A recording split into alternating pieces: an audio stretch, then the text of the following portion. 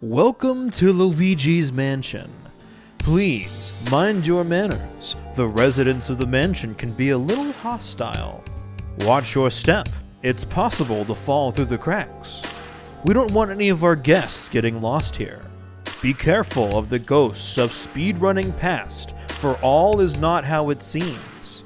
Speedrunning legends who came up short, heroes who fell from grace, and world records that vanished into thin air. You've been warned. This is your last chance to turn back. Don't get grabbed by the ghoulish ghasts. Are we missing someone? Too late. Welcome to Speed Docs.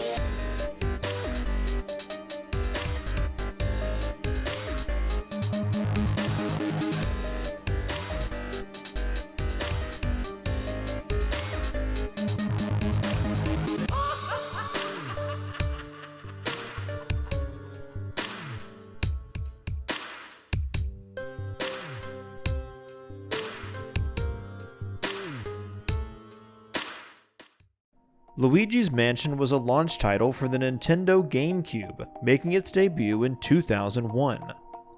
Praised for its imaginative gameplay and interesting mechanics, the game went on to sell over 3 million copies, becoming one of the first player's choice games for the console. The game takes place in a haunted mansion filled with ghosts that have taken Luigi's brother, Mario, captive.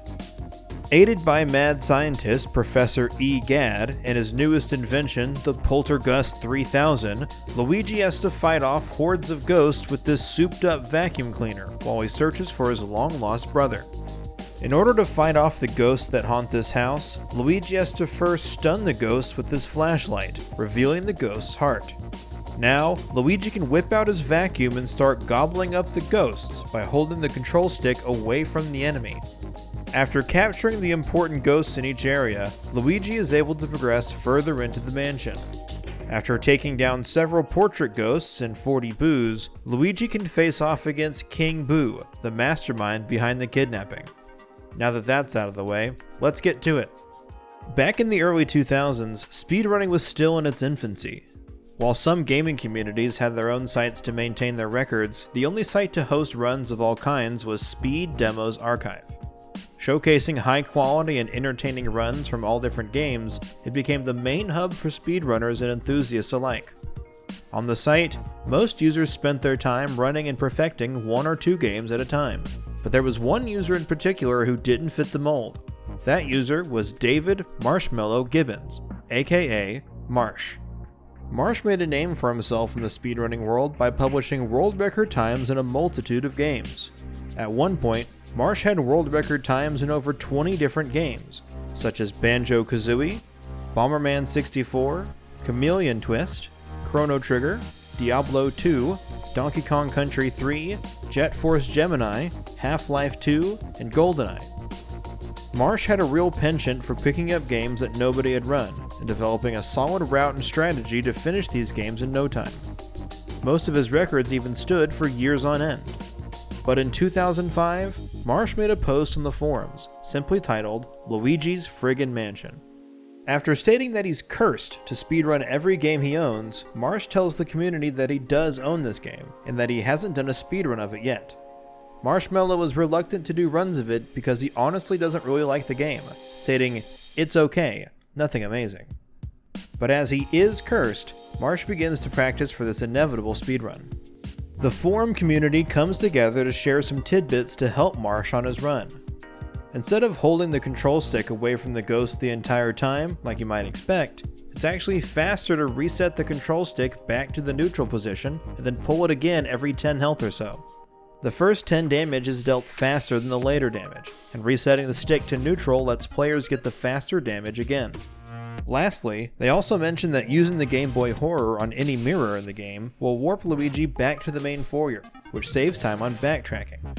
After a few days of playing, Marsh submits a segmented run of 133.53 on August 27, 2005. Initially, the community is impressed by Marsh's submission, as it's entertaining and a lot faster than people were expecting it to be. But pretty soon, some users were quick to point out quite a few flaws in the run. In Area 3, Luigi needs to collect 5 of Mario's lost items in order for the Fortune Teller ghost to be able to locate the lost plumber. While grabbing Mario's star item from the observatory, Luigi needs to grab a passing comet and shoot the moon. In his run, Marsh loses at least 30 seconds trying to hit the moon, since it's at a deceptively hard angle. On top of that, Marsh isn't the best at defeating ghosts quickly. It's possible to stun multiple ghosts that are next to each other, and then suck them all up at once. By not going for more multi-kills, Marsh loses minutes across the run to these one-on-one fights. Last but not least, Marsh was playing the game on the normal difficulty. Unbeknownst to him, the game's harder difficulty, known as Hidden Mansion Mode, is actually quite a bit faster. In Hidden Mansion Mode, Luigi takes more damage from enemies and less health is dropped from ghosts. However, Luigi's Poltergust deals 50% more damage on all enemies, except Boo's, meaning ghost captures are notably faster. This effect even applies to bosses, allowing top players to defeat most bosses in one cycle. Marsh, however, was not interested in revisiting the run. It wasn't really his style to, anyways. Marsh usually practiced a run for weeks or months before putting together a submission, and then he moved on to something else.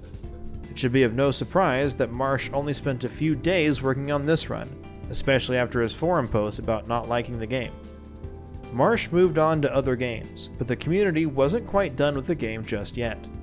SDA site owner and speedrunning legend in his own right, Radix, took it upon himself to do a 100% speedrun of the game in Hidden Mansion Mode to do the game justice. The 100% category aims to get the highest possible rank in the game, meaning that Luigi has to capture all portrait ghosts, even the optional ones, catch all Boos, and obtain 100 million G, the game's money. Radix spent the next 2 months routing and practicing. On December 3rd, 2005, Radix published his 100% single segment run, completed in 1:36:13, less than 3 minutes slower than Marsh's run. At last, a run that was up to the site's standards. Satisfied, the community was happy to work on other games, and so, Luigi's Mansion speedrunning would go quiet for quite some time. 5 years later, over in Japan, a new runner was pushing the any percent time. His name? Survive. Running on the slightly faster Japanese version of the game on the much faster Hidden Mansion Mode, Survive started putting in the much needed time and practice into the run. While not a lot of footage remains from Survive, we do know that he slowly lowered his time from a 1:33:05 down to a 1:18:25, taking 15 minutes off of Marsh's SDA time. On March 5th, 2010, Survive submitted a 1:13:41 to SDA, removing the old school Legends subpar time. Finally, 2 solid speedruns could stand on the podium, representing the 2 main categories for the game. While he didn't submit again to SDA, Survive did improve his time later that year to a 1:11:32. With his magnum opus complete, Survive put the game down. Having decisively toppled the reigning champion, Survive could walk away satisfied with the effort that he put into the game. Once again, Luigi's Mansion was laid to rest. Around the time that Survive was retiring, the speedrunning scene was evolving in many ways. The first of these was live streaming. Survive was already streaming his attempts on Nico Nico, a Japanese website dedicated to video sharing and streaming, but streaming was becoming more popular worldwide. Over the next few years, we see the explosion of popularity on websites like Twitch, allowing speedrunners to show off their run attempts in real time. The second change was the racing website Speedruns Live. SRL was a website dedicated to organizing speedrun races with a simple instant messenger interface. Where speedrunners used to practice their games alone until they had a solid run to show off, runners were now getting together on a regular basis to compete and collaborate. This shift brought tons of runners out of the woodwork, and speedrunning communities could now form around specific games, as there are now more players to share and collaborate with. In February of 2012, Japanese runner Zealous makes his way onto the scene, beating Survive's time by 1 second. Unfortunately, Zealous never saved any of his footage, so it's hard to say if he was doing anything in particular to go faster. By the end of the month, Zealous had gotten a few PBs, ending up with a time of 1:10:20. Unlike in years past though, Zealous had competition, as the small crowd racing on SRL was quickly catching up. In April of 2012, only a few months after Zealous's new world record times, runner Bonesaw577, yes, that Bonesaw, was grinding out runs of Luigi's Mansion 2. Racing with other community members on the site, Bonesaw was quickly approaching Zealous's skill level. On June 11th, Bonesaw clutched out a run in 1:09:53, beating the previous record by 27 seconds. Woo-hoo! Oh my god! Oh my god! Sub 110! Yes! Oh my god! So happy! I'm like, woo! I'm tripping! I'm like lightheaded! Oh! Zealous didn't take this too kindly, as he fired back the next day with a new time of his own, a 1:08:33. Undeterred by this other challenger, Bonesaw just kept grinding away.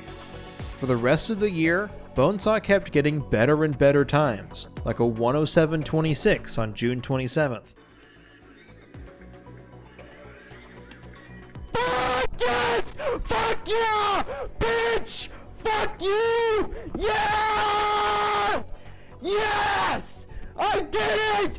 1:07:20 fucking 6! Yes! Fuck yeah! Yeah! Oh yeah! Fuck you, God! Fuck you, Bowser! Fuck you, King Boo! Fuck you, Bowser! Fuck you! Fuck you all! Boo Radar Alpha! Yeah! Wow! Holy...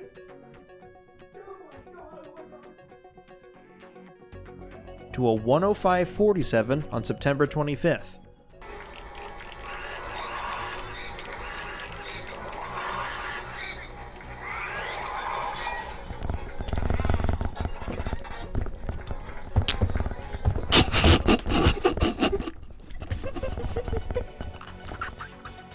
By the end of the year, Bonesaw had pushed the world record down to a 1:04:43.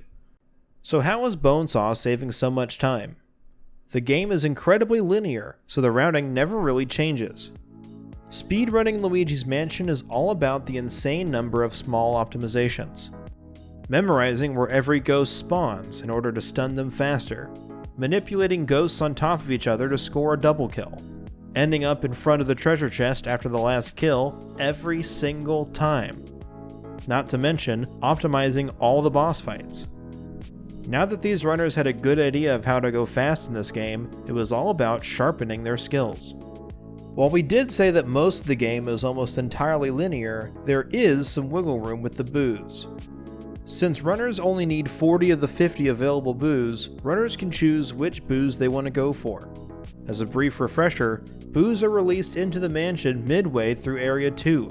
From this point on, a boo spawns in every room of the house, except for the main foyer and the hallways. These ghoulish ghosts can only appear in a room once all of their enemies have been cleared and the lights come back on. Once a boo is spawned in a room, it will hide in a random piece of furniture, and the player has to locate the boo with the glowing light on the Game Boy Horror in the corner of the screen. Okay, there's one more thing to cover before we move on. As a bit of a tangent, on March 18, 2013, a major discovery was made by a runner named Clydestorm. Clyde found out that the big chest that spawns after defeating Chauncey could push Luigi out of bounds. Once out of bounds, the game puts Luigi somewhere between the ceiling and the floor. In this state, players could take damage and alter Luigi's standing angle. With this skewed angle, it was possible to clip through walls, allowing Luigi to navigate to essentially any part of the mansion, including the final boss room. With the help of another glitch hunter, Sockfolder, consistent setups were found quickly. Overnight, Luigi's Mansion went from a 1-hour-long speedrun to a 12-minute one. Immediately, the community split this into a separate category, as this new out-of-bounds trick skipped most of the game. The precision required to even do this run was so difficult, not many runners even wanted to attempt it. While it's gone through a few name changes over the years, the main category was eventually renamed to No Out of Bounds, and runs that utilized this glitch became any percent. We're focusing on the No Out of Bounds category in this video, but it was important to explain how the tiger got its stripes, so to speak. Anyways, back to the story. As 2013 goes on, runners are streaming their attempts on Twitch, and slowly but surely getting better and better at the game. As the community is growing, a new prominent runner rises through the ranks, V-Man 3000. As you may have noticed in Bonesaw's runs, Bonesaw was running on the Japanese version of the game. While almost identical to the English version of the game, the Japanese version does save around 30 seconds because of text boxes. This time save is fairly significant for anyone contending for a world record. As such, top runners were incentivized to play on the Japanese version. However, this also meant having a Japanese Wii and a Japanese copy of the game. V-Man was not so lucky. Coming from a poorer family, V-Man didn't have the money to go out and buy new games or consoles. However, he clearly showed his talent for the game in the speedrun, and wanted to push the game as far as he could. In an attempt to remain competitive, V-Man pirated the Japanese version of the game. The Wii as a console was especially susceptible to piracy. Because of hacking efforts from the homebrewing scene, the Wii was cracked wide open, allowing modders to run tons of homemade software on their consoles. One of the main uses for homebrewing was to run pirated games, either off an SD card or a USB storage device. As console hacking was both free and easy to do, V-Man felt it was his only option to keep up with the competition. V-Man wasn't exactly keeping it a secret though. V-Man went into the community's Skype group and let everyone know that he was loading from USB. V-Man performed some tests to see if the game behaved differently than on disk, and reported that the game seemed to load slightly faster, saving about 2 or 3 seconds over the entire run.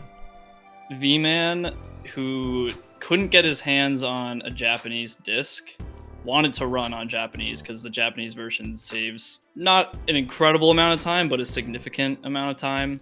So he used the USB loader, and him and then Jared's Giants were saying that it only saves a couple seconds, maybe like 2 or 3 seconds.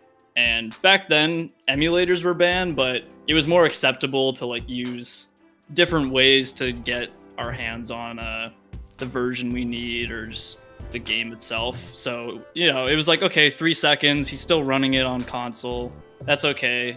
But it didn't become a problem until I think other people started using it. Now with the right tools at his disposal, V-Man started approaching Bonesaw's world record time. It wasn't long before Bonesaw heard about the community's plan to allow USB loading. After doing some tests of his own, Bonesaw disputed V-Man's findings. From Bonesaw's tests, USB loading would save way more than 2 or 3 seconds over disk. V-Man and other members of the community argued against Bonesaw's findings, to the point that Bonesaw chose to leave the community altogether after improving the 100% world record. With the longtime record holder out of the picture, the rest of the community would soon catch up to Bonesaw's skills. Runner Half a Bottle would be the first to overtake Bonesaw's best time with a 104.17. A few months later, Smashmaster 98 would also improve the record with a 104.02 in June of 2013. It's done! Done! 104.02! What the fuck? Yes! Woo! Bam! Oh! Yes! I got it! Oh, shit! But these records would be overshadowed by none other than V-Man 3000. On the same day as Smashmaster, V-Man also got a 104.02, but this was just the beginning. With his new and improved Japanese version that he was playing through his USB stick, V-Man took the lead and ran with it. Over the next few months, V-Man lowered the record down from a 104.02 to a 102.17, almost 2 whole minutes. V-Man was dedicated to the speedrun and was just getting better and better as the months went on. In August, a major discovery was made by runner Coopery. Up until this point, catching the necessary 40 boos to complete the game was a bit of a crapshoot. To explain, boos will start to leave the room as soon as they're discovered. If they make it to one of the walls, they'll leave the room entirely, and players have to chase after the boo from one room to the next. Since boos can go in one of many directions, runners were hoping that their boo luck wasn't going to ruin their PB attempts. Coopery aimed to fix that.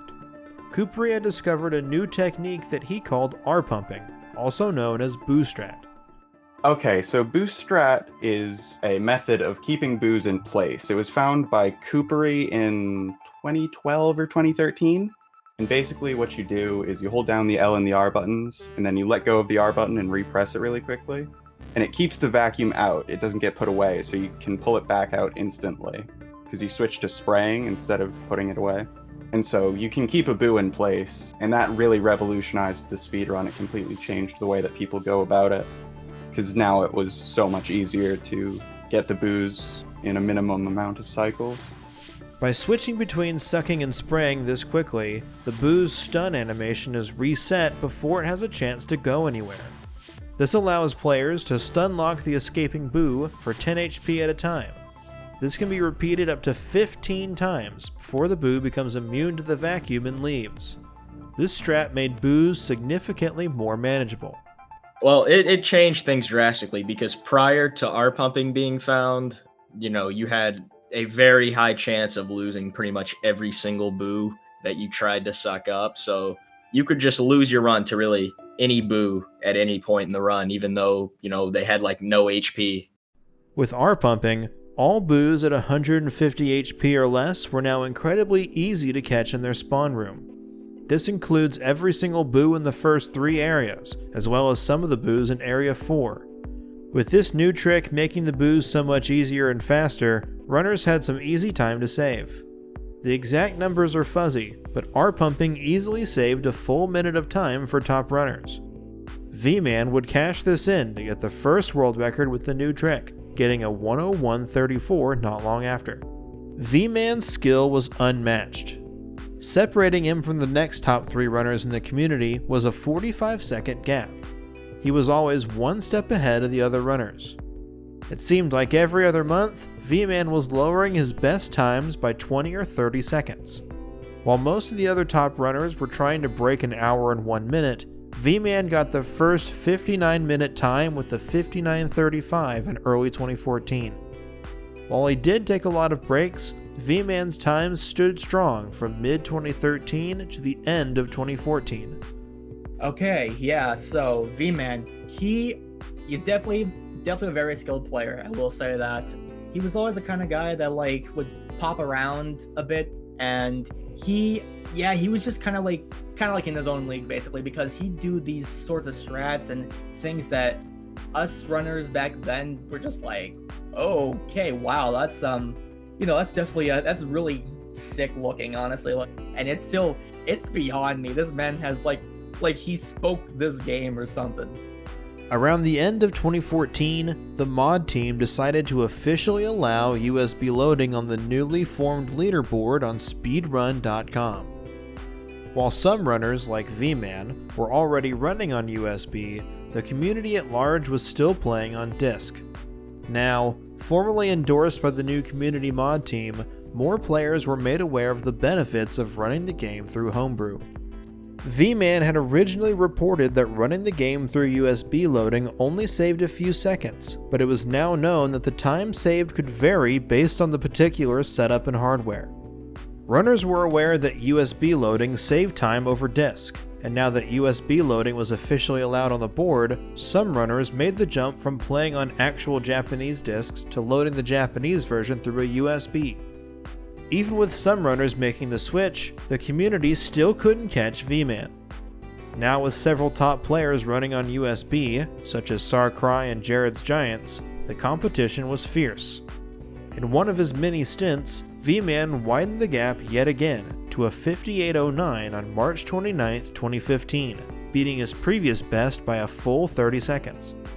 But as the months went on, V-Man started running Luigi's Mansion less frequently and focused more on the 100% category than No Out of Bounds. After grabbing the 100% world record on May 7, 2015, V-Man mostly faded into the background. He still made an appearance from time to time to chat with other runners and catch up on things, but his days of hard grinding seemed to be over. Though V-Man was now mostly absent, his speedrunning records were still going strong. V-Man would hold the No Out of Bounds and the 100% records for the rest of the year, but then it all came crumbling down. In January of 2016, runner and prominent community member Skazi came forward with new information. After running his own extensive testing, Skazi had proof that USB loading could save way more than a few seconds, depending on the particular setup. Nobody had taken the time to do tests of their own since Bonesaw in 2013. There was like a big controversy surrounding this. Skazi was the one who jumped on the bandwagon, because initially V-Man told everyone that USB loader was only about 2 seconds faster, but Skazi actually did some research and he said, this is a lot faster than 2 seconds. It's gotta be like a minute and a half. The community had trusted V-Man and taken him at his word, but with this new knowledge that USB could save a minute of time, people were skeptical. There were those within the community who felt misled, that V-Man might have known it saved more time than he had let on. After this, the mod team had a difficult choice to make. Now that they knew how much time USB loading saved over disks, the mods made the decision to retroactively ban it. All runs not performed on an official disc of the game were to be removed from the leaderboard, effectively deleting over a year of speedrunning history. In the aftermath of this decision, some runners just gave up. Runner Sarkrai, the second best No Out of Bounds runner, tried to make the switch to disc, but could never catch up to his USB time. After a few months of trying, Sarkrai retired from Luigi's Mansion speedrunning and took all of his videos with him. V-Man also removed his videos and disappeared into the night. But while there was quite the upheaval on the board, most of the community stuck with the game.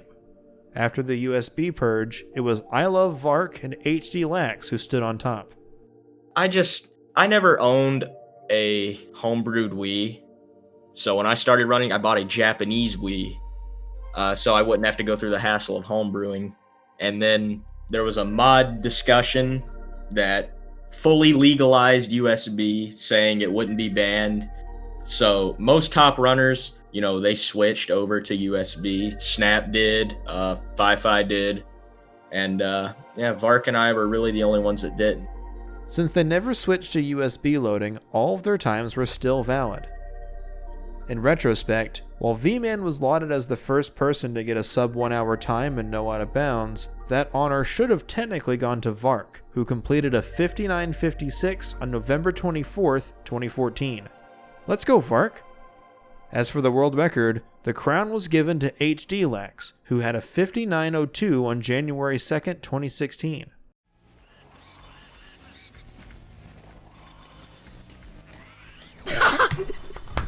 Oh my god, dude. Wow. Overnight, the fastest completed run had regressed by almost a full minute. 1 minute was the same amount of time that loading from USB saved. Funny how that works. Now, the community had some catching up to do. While it was now officially removed, it still felt like the world record was a 58.09. There was nothing left to do but put their heads down and get to work. A few months later, in April, HD Lax came back to No Out of Bounds. Since the community was undergoing a lot of changes all at once, they also decided it was time to update the other rules as well. Ever since the SDA days, Luigi's Mansion speedruns were always done without saving and quitting. The rules on the old website were originally put in place to try to keep speedruns more entertaining, but they weren't in the best interest of going as fast as possible. With more modern sensibilities, the community decided that it was time to allow save warping as a legitimate strategy. Just as easy as it sounds, saving and quitting was a fast and easy way to warp from any part of the game back to the main foyer where you start. While traditional save spots are scattered around the mansion in the form of crying lost toads, the game also prompts the player with the save every single time they collect a boo. Since these boos spawn in essentially every room all over the mansion, doing a save and quit in the far removed rooms of the house can help cut down on backtracking. This helps save several seconds in travel time alone. On April 10th, 2016, HDLax would get the first new world record under the new ruling with a 58:39, a 23-second improvement. Using the first instance of a save and quit in a record run, HD save warped from Weston's room back to the foyer, saving around 11 seconds. The rest of the time save was just better luck and gameplay. But HD wasn't done there. HD would go on to get several more record-breaking runs, from a 58:30 to a 58:19 at the end of April, and a 58:14 on June 3rd. 6 months after the USB loading rule change, the community was finally on the cusp of beating V-Man's 58:09, the now defunct fastest completed time. HD was so close, but how much longer would they have to wait? It wouldn't be long, but the community was caught off guard. Just 4 days later, runner Snap32, who had just gotten the 100% world record the day before, swooped in and stole the glory with his 58:04 on June 7th. The next week, Snap also got the first 57-minute time, breaking new ground in Luigi's Mansion history with a 57:54. I believe it was Snap that really just put it at the top. Snap32, all of a sudden he kind of came out of nowhere and just started getting world record, and he started getting these insane times on a lot of these categories, and we're just like, oh, okay, wow, that's like talking about like how V-Man pioneered some of these like strats, the smooth movement. Snap also did the same thing too. He was doing like some of these things that we were just like, oh, okay, this is definitely big brain. Instead of grinding for a better time though, Snap went back to 100%, his preferred category. Around August, new save and quit strats are found for the Fire Medallion and Van Gore Boo. For the Fire Medallion, catching a boo while grabbing the item will allow the player to save and quit before the Fire Medallion is explained to Luigi. This also has the added benefit of skipping the room's puzzle to get out, and it resets the butler's position, so runners can consistently find him faster. Snap comes back to get a new record incorporating these, with a 57:21 on August 13th, before once again taking a break. At the start of 2017, a new top player started making a name for himself. Meet Blue Hits. Blue Hits had run the game back in 2016, before moving on to focus on The Legend of Zelda Majora's Mask. After some time away from the game though, Blue came back to Luigi's Mansion with a fresh outlook. Collaborating with one of the best minds in Luigi's Mansion speedrunning, Skazi, the two were coming up with every little optimization they could think of.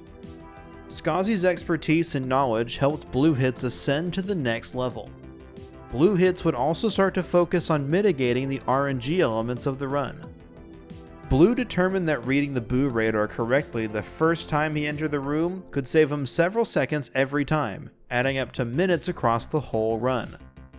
Not only that, Blue also worked on his consistency and optimized his gameplay so that he would be ready to capture that perfect run whenever the game felt generous enough to give him favorable RNG.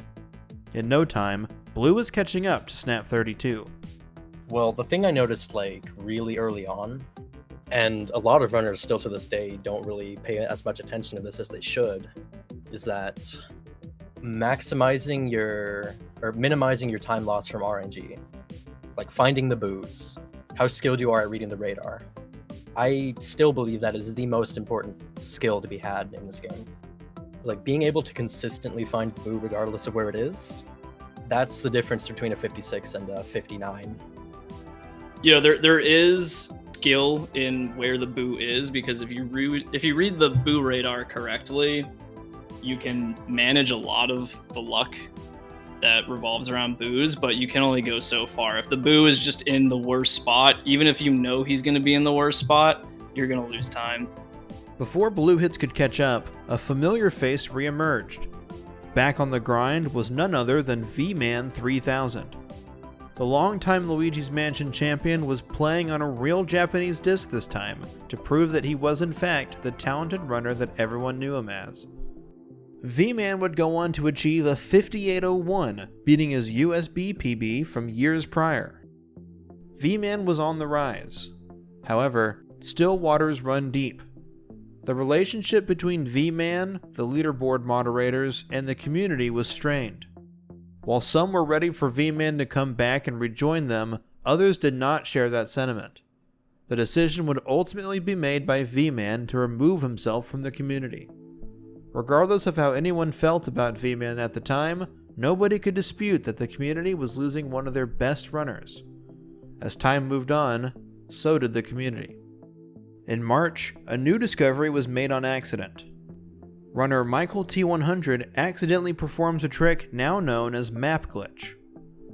While inputting Start, B, and X on the controller to perform a soft reset on the console, Michael also mashed A and Y as the game was fading out.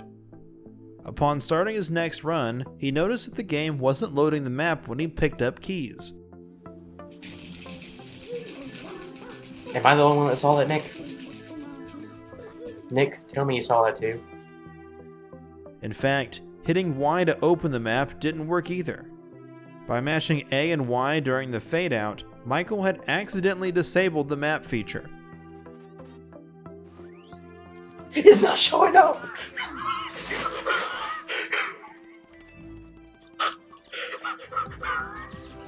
I broke the game! The game! Dude, I'm just going fast! Oh my god, I've never seen this in my life. After trying to recreate the glitch for some time, Snap32 found a consistent setup for the trick. With Map Glitch, runners would save small amounts of time all over the game, saving around 10 seconds by the end. With yet another save and quit strat, this time in the armory room, and using the Map Glitch, Snap gets yet another record, a 56:51 on March 22, 2017. Because Snap preferred playing the other categories, he would really only come back to No Out of Bounds when new strats were found. But this time, his record was in danger. On August 9, 2017, Blue Hits almost tied Snap's world record, accidentally flubbing the very end of the run. In the final moment of the run, Blue accidentally lost just enough time to complete his run in 56:52, 1 second slower than the world record. This lit a fire in Blue Hits. He was tantalizingly close. Snap took notice of this rising challenger and went to work widening the gap a bit to give himself some breathing room. Practicing runs for almost a month, Snap gets himself back into shape. In October, Snap defended his title with a 56:36, putting a full 15 seconds between himself and Blue Hits. Blue wasn't giving up though. Over the winter break, Blue kept refining his skills. When all the pieces lined up, Blue was going to be ready. Finally, 3 months later, the game gave him an opening, and Blue took it all the way to the bank, pulling out a 56:20 on January 20th, 2018.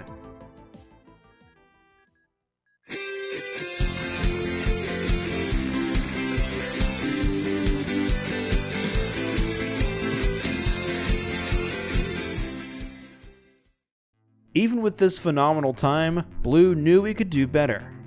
Blue streamed his attempts multiple days a week, for weeks on end, grinding for that perfect run.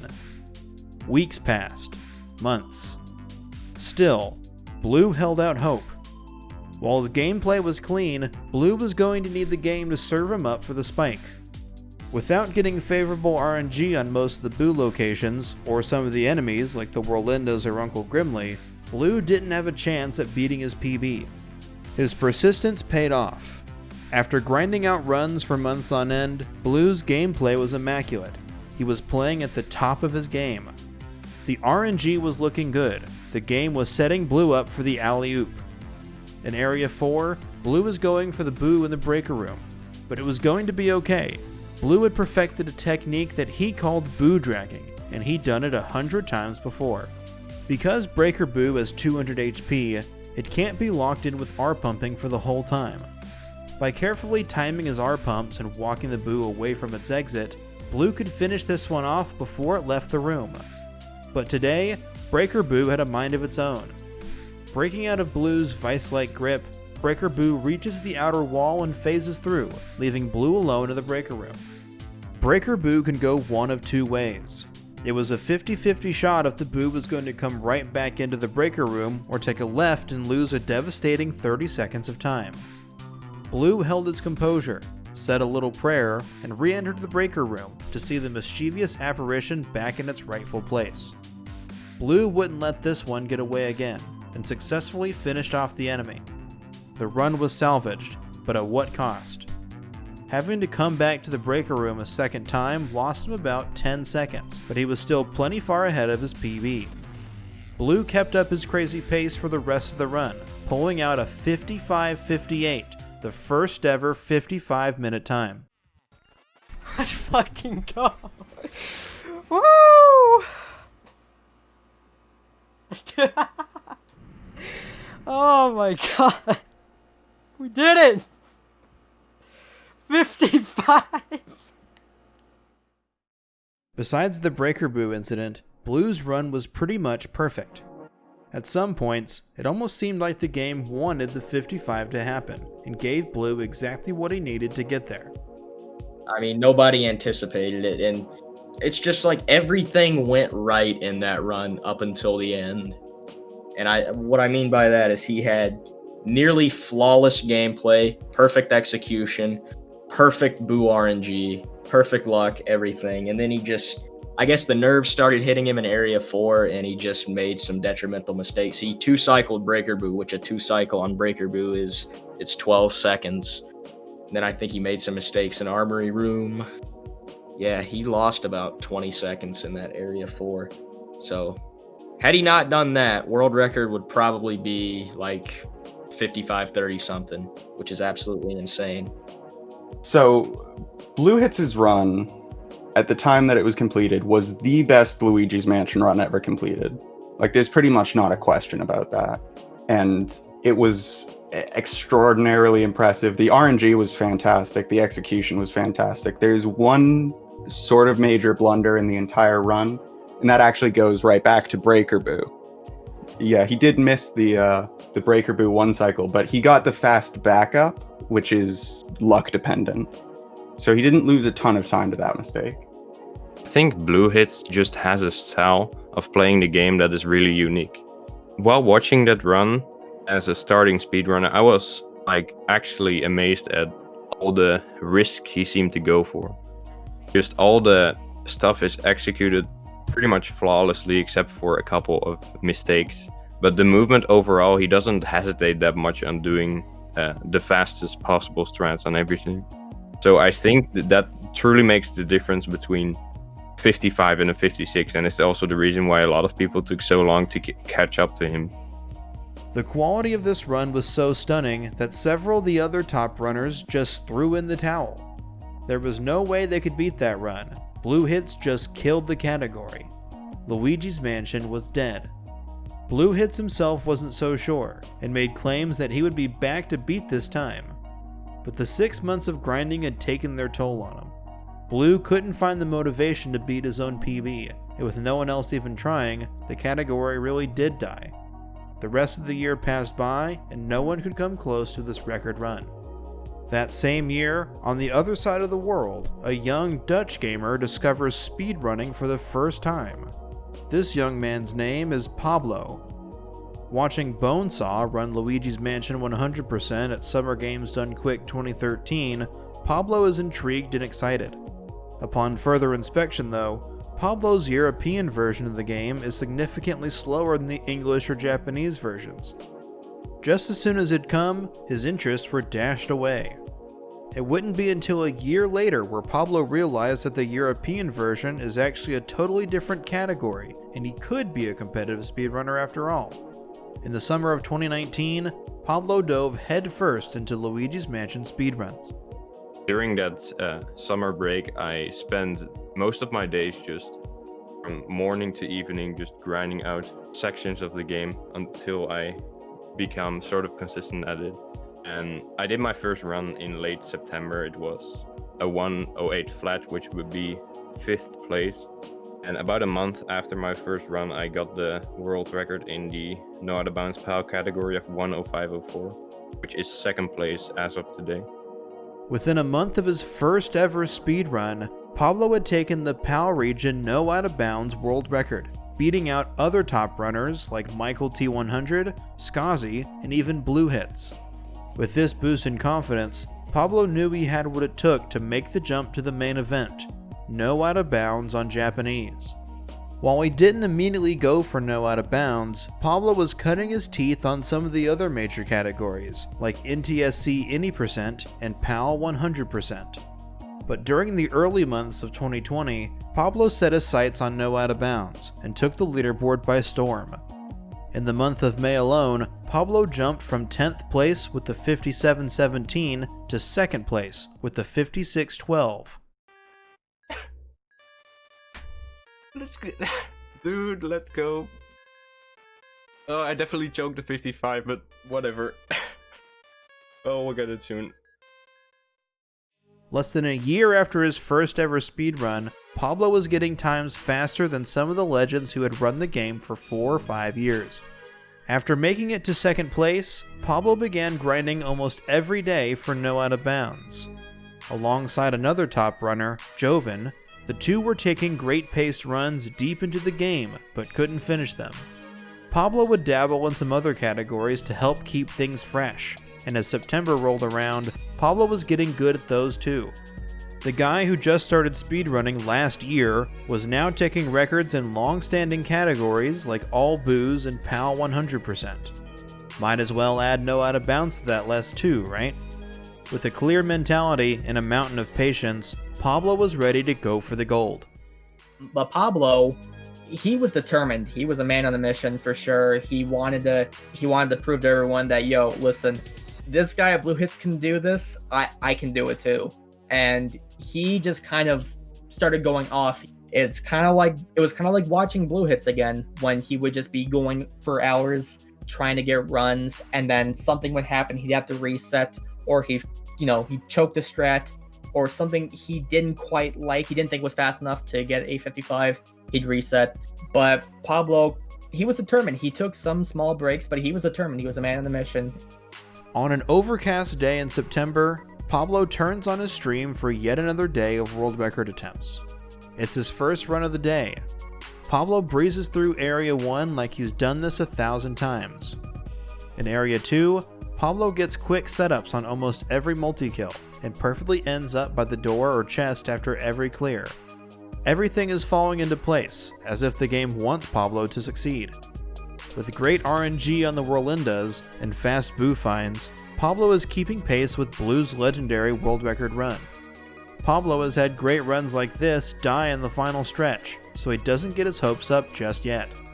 In Area 3, Pablo loses some time due to longer boo saving text boxes. Regardless, Pablo keeps up the pace with his clean movement and fast fights. However, on Boolossus, Pablo's luck runs out. While trying to wrangle up all 15 boos for the quick kill, 3 boos manage to wander off. In a panic, Pablo frantically gathers up the stragglers at the cost of 15 seconds. Pablo lost almost all of his lead, but the run wasn't over yet. After turning the power back on, Pablo clutches out the 1-cycle breaker boo. Next, he gets a double on the Toy Soldiers fight. With clean Weston and Van Gore fights, Pablo gets back-to-back best segments. With a solid 10-second lead over his 56.06, Pablo goes into the final boss with nerves of steel. Months of non-stop practice were materializing before his very eyes. Somehow, the journey that started only 1 year ago was already at this point. September 23rd, 2020, 2 years after the last 55-minute run, Pablo joined the 55 Club. He did it. Yes! Yes! Yes! Yes! I did it! I did it! I got it! I did it! Oh, I did it! Oh, I did it! Oh, dude, I did it! I finally did it, dude! 55! Dude, I'm shaking! Oh, dude! Oh, dude! 55! Oh, dude, my chest hurts. 55. Ow, ow, ow! I cannot move, dude. I cannot move. Ow. Oh, I did it. I did it. I did it. I have the world record, dude. Oh, dude. Oh, so this reaction is probably way over the top. Let's calm down. Pablo's an animal at this game. I've never seen somebody improve so quickly.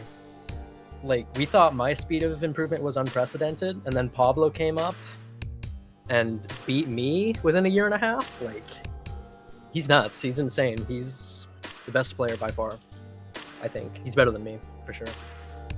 So where do we go from here? Usually, when a long-standing record is broken, a mental barrier is broken as well. Seeing someone else accomplish something can inspire confidence in the rest of the group. Now that Pablo has beaten Blue's 2-year-long streak, the runners who once said the game was dead might see that there's still some life in it yet. Because this is only a relatively small improvement over the previous record, it will probably get beaten at some point, pretty soon, I believe. And when it does, I'll probably come back to try to get it back, because I'm still motivated to keep pushing the time lower, because there's a lot of, even though it's a record, there's still a lot of room for improvement technically, because there's all the boos and all the luck elements and also all the mistakes that went in it that can still be improved. So I will come back to it at some point. Pablo is still bouncing around from one category to the next. Just 5 days after his 55-57, Pablo also took back the any percent record with an 823 and is currently working on 100%. Runner Joven, who is grinding for months alongside Pablo, is also dangerously close to a 55, not to mention Snap 32. While the route is essentially solved at this point, execution and luck are still the wild cards in this equation. As noted by Blue and Pablo's notable mistakes, there's still some time saved in this old house. Whatever happens next, let's hope we don't have to wait another 2 years to see it.